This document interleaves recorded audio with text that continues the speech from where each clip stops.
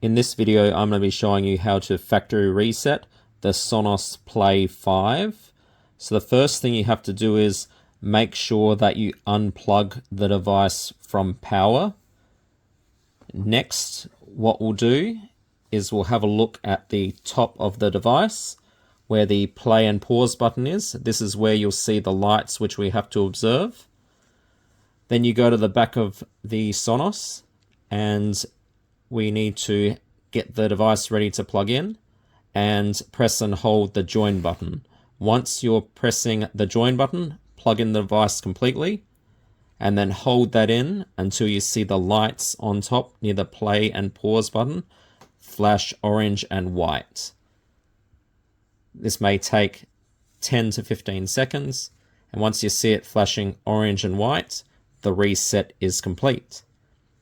Anyway, that's today's video, and thanks for watching.